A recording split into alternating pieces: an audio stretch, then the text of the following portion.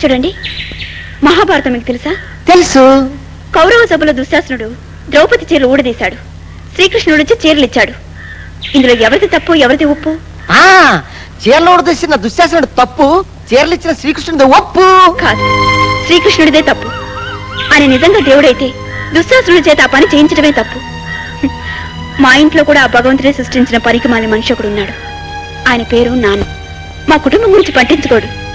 అందుకే మగవాడు చేసే పని నేను చేయాల్సిన దౌర్భాగ్యం పట్టింది.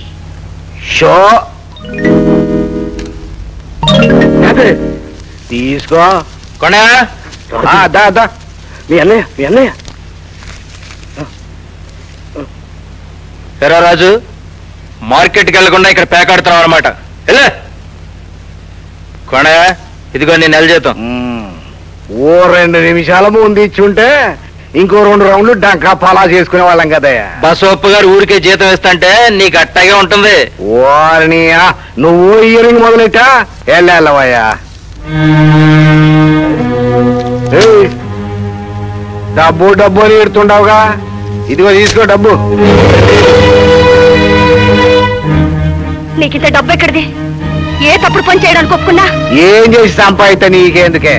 నీ రూపాయి బిళ్ళ సత్తుదా కాదని ఆలోచించాలి గాని అది మంచి పని చేసి సంపాదించావా, చెడ్డ పని చేసి సంపాదించావని ఆలోచిస్తావంటే ఎర్రి మోగవా. ఈ ముదృష్టపు డబ్బుతో గంజి తాగే కన్నా వస్తువులుండి చావడం మేలు.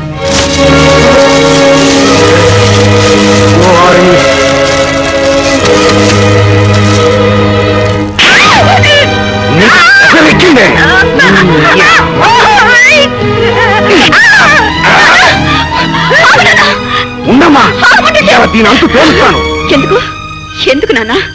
అవిటితనంలో కూడా నీకు సేవలు చేస్తున్నందుక? నువ్వు దుర్మార్గుడైనా రాక్షసుడైనా మొగుడే దేవుడు అనుకుని నువ్వు పెడుతున్న పాలన సగిస్తున్నందుక?